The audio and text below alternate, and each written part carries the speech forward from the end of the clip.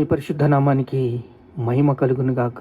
యేసయ్య పరిశుద్ధుడు, పరిశుద్ధుడు, పరిశుద్ధుడు. మనల్ని కూడా పరిశుద్ధులుగా ఉండమన్నాడు. యెహోవా తేజస్సు మందిరమును నింపెను. మనల్ని బలపరచాలని యేసయ్య కోరుతున్నాడు. మనల్ని సిద్ధపరచాలని దేవుడు ఆశ్చర్య కార్యాలు చేస్తున్నాడు, అద్భుతాలు చేస్తున్నాడు. చూడండి, 4వ అధ్యాయం అపోస్తుల కార్యములు 24వ వచనం 23 నుంచి. వారు విడుదల నుండి తమ స్వజనుల యొద్దకు వచ్చి ప్రధాన యాజకులు పెద్దలు తమతో చెప్పిన మాటలన్నిటినీ వారికి తెలియచెప్పిరి. వారు విని ఏక మనస్సుతో దేవునికి ఇట్లా బిగ్గరగా మొరపెట్టిరి. విడుదల పొందుకున్నారు. వారు విడుదల పొందుకుని ప్రధాన యాజకులు పెద్దలు తమతో చెప్పిన మాటలన్నిటినీ వారికి తెలియచెప్పారు. వారు విని ఏక మనస్సుతో దేవుడికి బిగ్గరగా మొరపెట్టారు. ఎంత ఆశ్చర్య కార్యాలు జరుగుతున్నాయి, ఇన్ని అద్భుతాలు జరుగుతున్నాయి, ఇన్ని ఆశ్చర్యకార్యాలు. యేసు చచ్చిపోయాడు, మనము ఏమీ చేయలేకపోయామని పరిసయ్యులు శాస్త్రులు ఏం చేద్దాం అని వాళ్ళు ఆలోచించుకుంటుండగా చూడండి, 4వ అధ్యాయం అపోస్తుల కార్యములు 5వ వచనం చూస్తే, వారు మరునాడు వారి అధికారులను పెద్దలను శాస్త్రులను యెరూషలేములో కూడుకొనిరి. ప్రధాన యాజకుడైన అన్న కయప వీరు కూడుకుని ఏం చేద్దాం వారిని మీటింగ్ పెట్టుకున్నారు. అప్పుడు 13వ వచనం చూస్తే, వారు పేతురు యోహానులు ధైర్యము చూచినప్పుడు వీరు విద్య లేని పామరులు అని గ్రహించి ఆశ్చర్యపడి వారు యేసుతో కూడా ఉండిన వారిని గుర్తెరిగి స్వస్థత పొందిన మనుషుని వారితో కూడా నిలిచి ఉండుట చూచి ఎదురు చెప్పలేకపోయిరి. ఏమి చెప్పడానికి అధికారం ఉంది వాళ్ళ దగ్గర. చూడండి, శత్రు బలమంతటి మీద దేవుడు అధికారం ఇచ్చాడు. కానీ పేతురు యోహాను యాకోబులకి ఏం జరిగింది? పరిశుద్ధాత్మ మీ మీదకి వచ్చినప్పుడు మీరు శక్తి నొందుతారు, శక్తితో నింపబడ్డారు. ఈరోజు అనేక మంది శక్తితో నింపబడుతున్నారు. పవిత్రాత్మ శక్తితో నింపబడి ప్రవచనాలు నెరవేరుతున్నాయి, అద్భుతాలు చేయబోతున్నారు.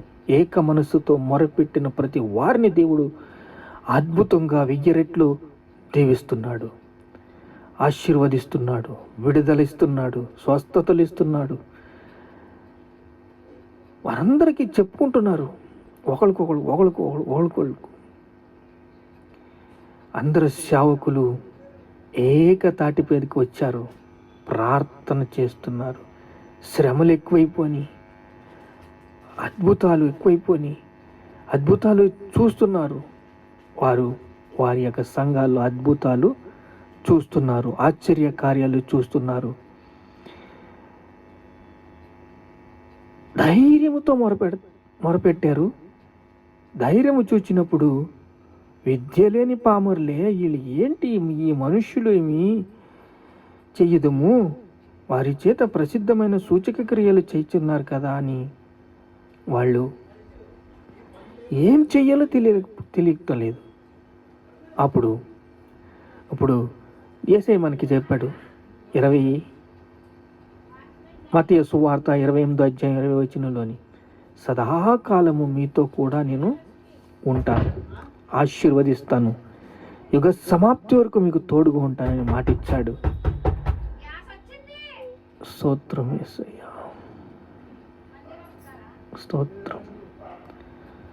స్తోత్రం. అధికారులు పెద్దలు శాస్త్రులు యెరూషలేములో కూడి ఉన్న అలెగ్జాంద్రు కూడా మనతో కూడా ఉన్నారు. ఇప్పుడు అపోస్తుల కార్యములు 2వ అధ్యాయం చూస్తే, పెంతెకోస్తు దినమున పండగ వచ్చినప్పుడు అందరూ ఒక చోట కూడి ఉండిరి. అందరూ ఒక చోట కూడి ఉండి ప్రార్థన చేస్తున్నారు. వేగముగా వీచు బలమైన గాలి యొక్క ఆకాశము నుండి అకస్మాత్తుగా అకస్మాత్తుగా ఆకాశం నుండి ఒక ధ్వని వినబడ్డది. బలమైన గాలి, పరిశుద్ధాత్మతో నిండుకున్నారు.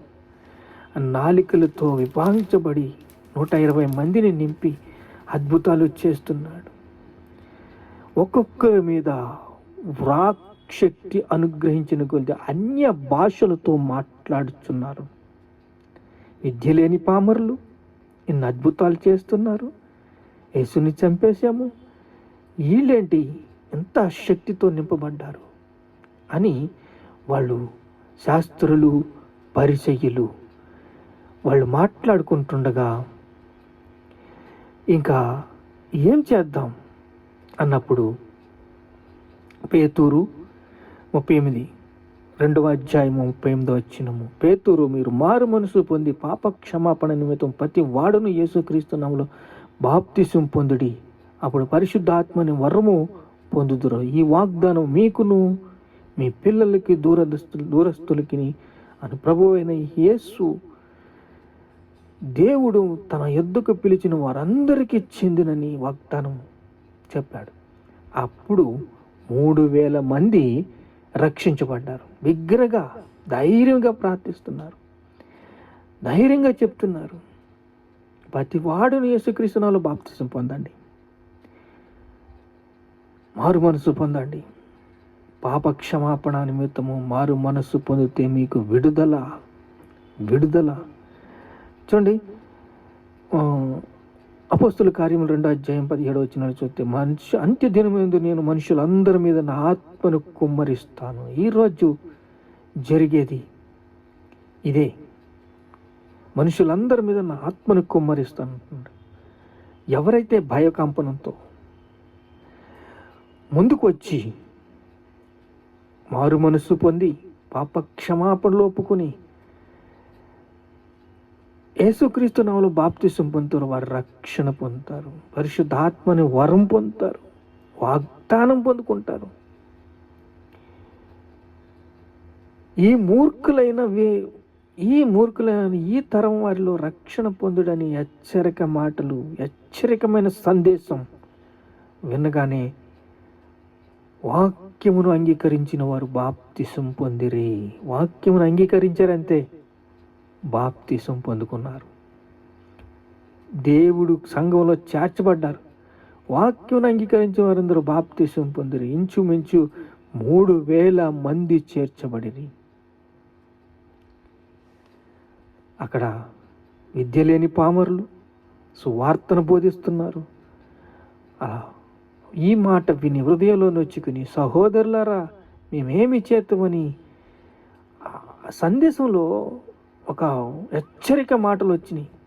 అలా హెచ్చరిక మాటలు రాగానే వారు ఈ మాట విని హృదయంలో నొచ్చుకుని, సహోదరులారా మేమేమి చేతుమని పేతురు కడమ అపోస్తులను అడగగా, పేతురు అంటున్నాడు, మీరు మారు మనసు పొందండి.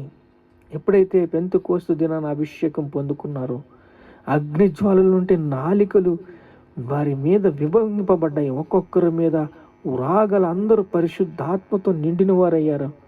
వాక్శక్తి అనుగ్రహించబడిందో వాళ్ళని ఆపలేకపోయారు. బాప్తిసాలు పొందుకున్నారు. 3000 మంది చేర్చబడ్డారు. హృదయంలో నొచ్చుకుని మేమేం చేయాలని గుండెలు బాదుకునే రోజులు వస్తున్నాయి. పరిశుద్ధాత్మ మీ మీదకి వచ్చినప్పుడు మీరు శక్తి నొందుతారు. మనుషులందరి మీద నా ఆత్మని కుమ్మరిస్తానని దేవుడు చెప్తున్నాడు. దేవుడి మాట పల్లుబాదు, దేవుడి మాట నిజం. ఎవరైతే వారు మారు మనసు పొందుతారో, పాప క్షమాపణలు ఒప్పుకుంటారో, యేసుక్రీస్తు నామములో బాప్తిసం పొందుతారో వాగ్దానాన్ని స్వాతంత్రించుకుంటారు. బాప్తిసం పొందేవారు అప్పటికప్పుడే ఎన్నో, నిన్నటికి నిన్న, మొన్నటికి మొన్న బస్సు, నిన్న టిప్పరు, రకరకాలుగా చనిపోతున్నారు మనుషులు.